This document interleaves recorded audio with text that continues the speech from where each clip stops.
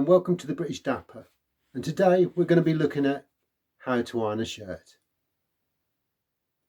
Okay, so a few fundamentals first of all. I've got two shirts to show you. One has a French cuff, a double cuff, and the other is a single cuff shirt, and we'll just show you the differences. So here we have a double cuff. As you can see, the idea is that we get an overlapping cuff for a cuff link, and here we have the actual fully extended cuff, and you can see there are two holes there. When we fold the shirt over, we pass the cuff link through both sides of the shirt and bring it up to match. Okay. The other thing about this particular shirt is that the collar underneath it has, if you can just see it here, a removable stay. Okay, when you wash a shirt, make sure you remove these.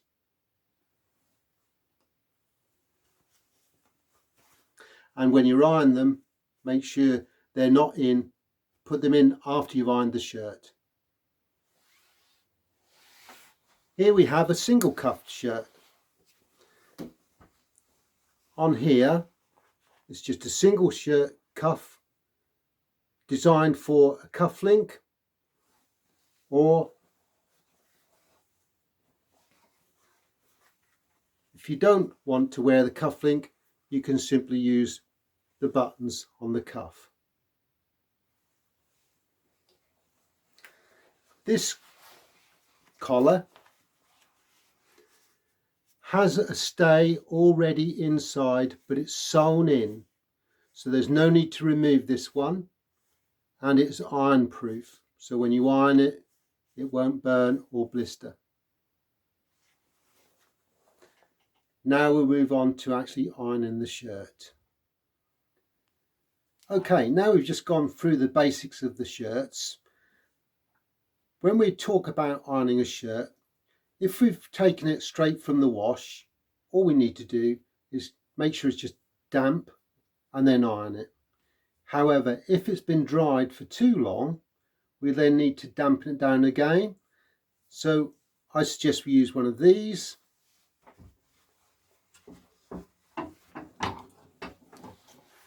All we need to do now is dampen down the shirt.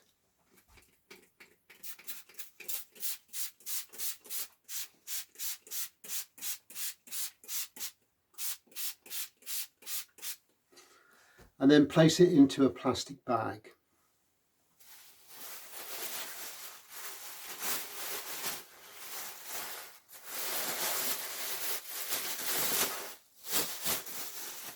Here we are 15 minutes later, and the shirt has now been sitting in the bag for about 15 minutes, and the moisture has been drawn into the shirt ready for ironing.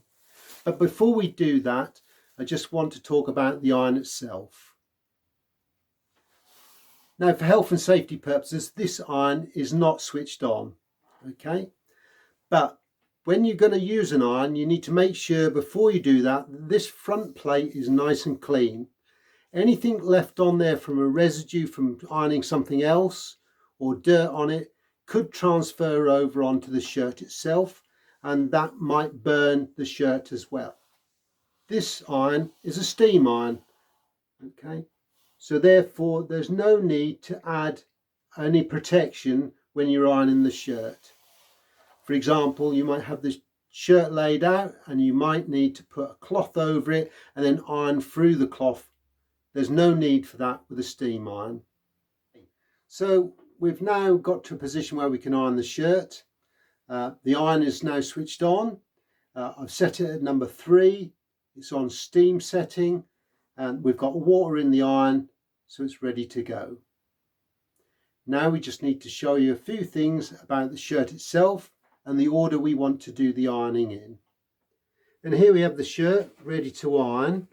The first thing we need to do is to iron the collar and the cuffs, and then we move on to the yoke That's the back part of the shirt that goes across the shoulders, and then we'll do the panels of the shirt and the arms, the sleeves, the last.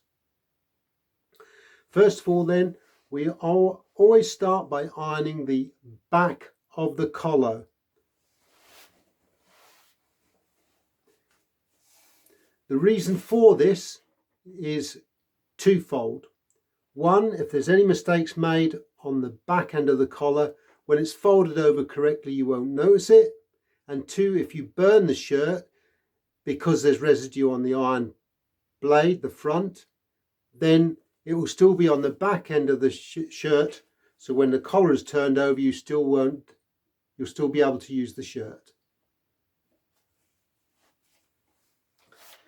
Simply use the iron, place it on, stretch the fabric with the other hand and iron across.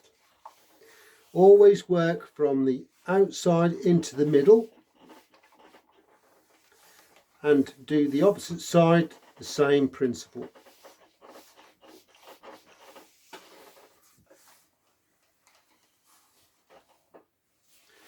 The next thing we do is the cuffs. For this, you need to extend them fully out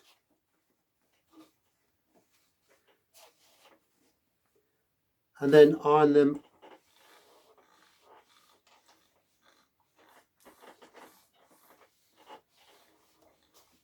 and remember, from the outside into the centre.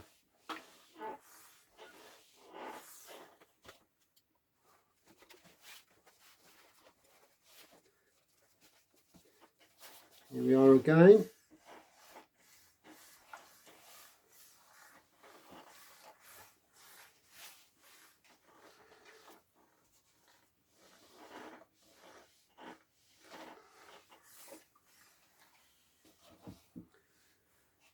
The reason why we iron from the outside in is to prevent any wrinkling being ironed into the shirt.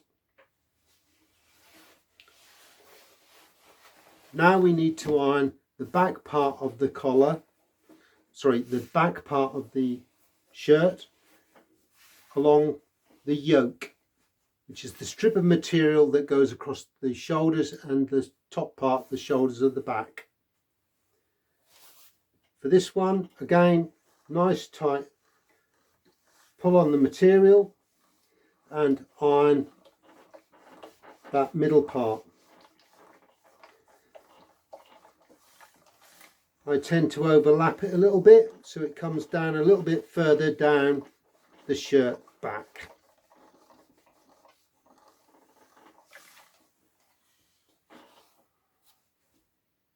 Now all we need to do is put the shirt over the end of the ironing board and then iron each panel in turn. Okay, now we've got the shirt put over the end of the ironing board. We need to iron the front panel of the shirt. You'll notice this has a pocket. It's important that when you iron the pocket, you iron it from the centre line out towards the under armpit of the shirt. This prevents any wrinkles in the actual pocket appearing when the shirt is on. So we take our iron, take it from the centre line, across, down the yoke,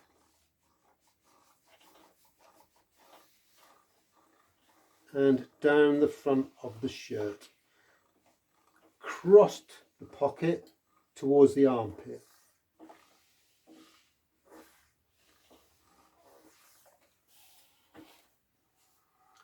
Now we simply turn the shirt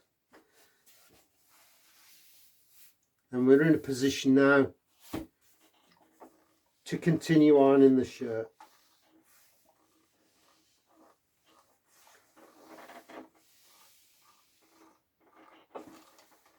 Always from the front edge of the shirt back.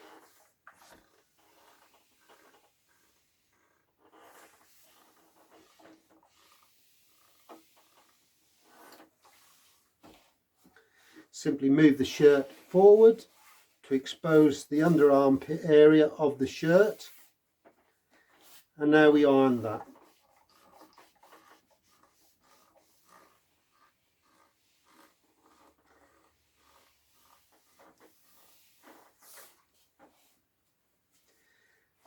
The centre seam here, simply move the shirt slightly and we get all the wrinkles out in the back part behind that seam, and we iron that section there.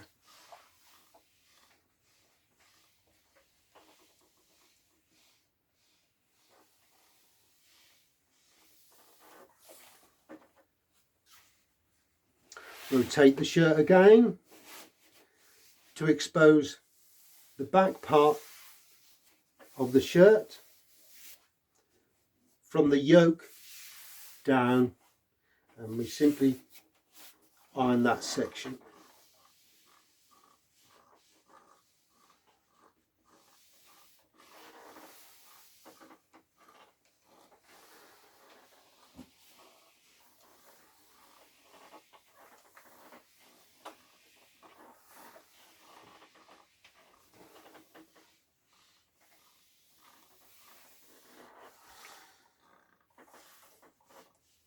You'll notice in some shirts there's a little dart.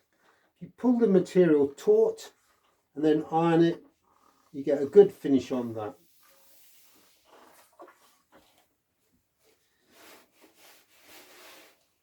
Rotate the shirt again.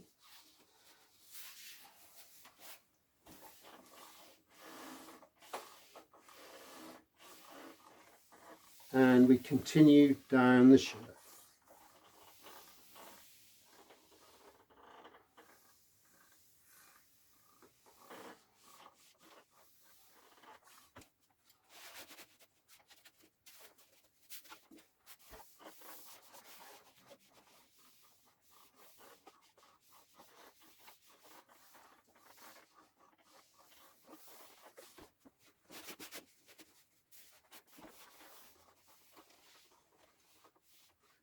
As before, when we get to the side seam, move the shirt back a little bit and to get rid of all the wrinkles underneath the armpit, and iron that section.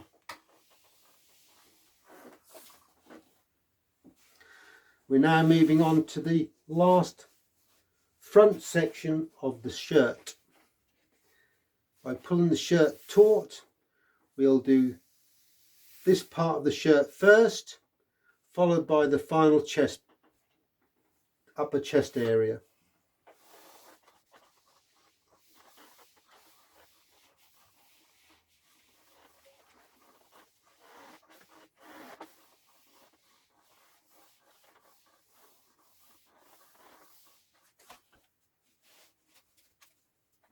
Now you'll notice the buttons on this side of the shirt.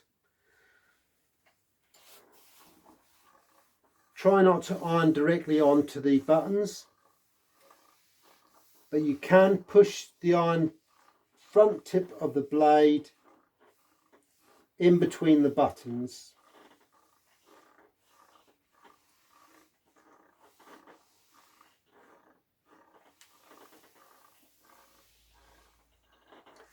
And you'll notice the groove on the side of the iron will accommodate the button slipping over the top as you iron the actual underside on the shirt. On the last run of the chest area of the shirt, again stretch it over the end.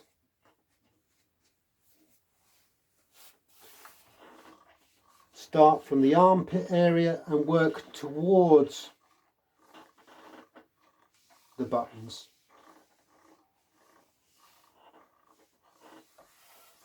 And this time we just do the sections in between to finish off.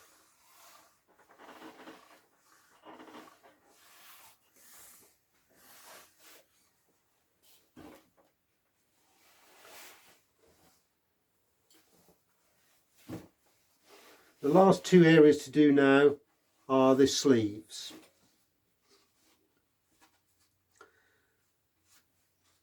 There are two ways you could do this. I'm going to show you the easiest way first of all, and that is to simply take the side seam, the side edge of the shirt and line that up. You'll notice it's normally about 1 inch to 1.5 inches from the actual yoke of the shirt. You'll see an ironed line. If you maintain that line, you can then run your iron along that line, always going from the sleeve, from the cuff up to the top part of the sleeve. Underneath there'll be a similar area on the back seam. When you do this part, make sure that the top is still in place before ironing the bottom part of the sleeve.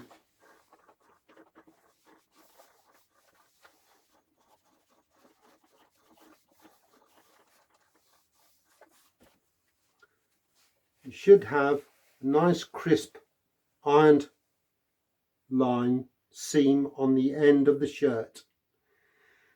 The alternative is you can get a smaller version of an ironing board specifically to put into the sleeve and iron the shirt so there's no crease going down the side of the shirt. But that's obviously using an additional piece of equipment that people don't use very often. The only thing left to do is the other side of that shirt sleeve.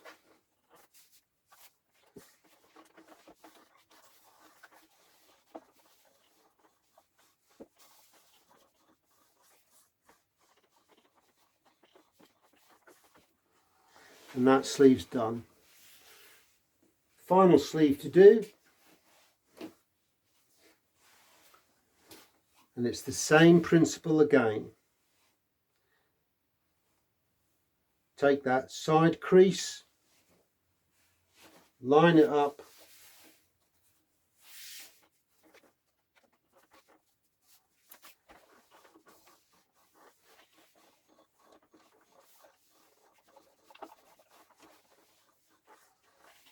the final bit is the under the arm area on the sleeve.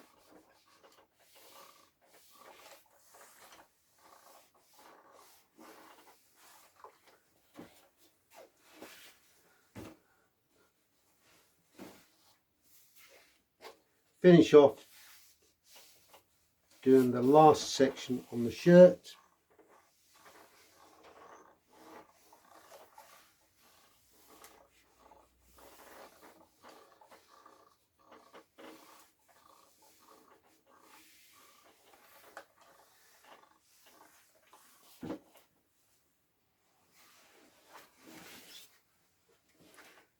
And that's the shirt done.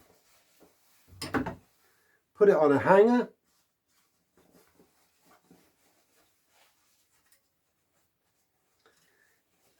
and do up the second button down on the shirt to keep it in a good shape. And here's the finished article, all ironed up and ready to wear.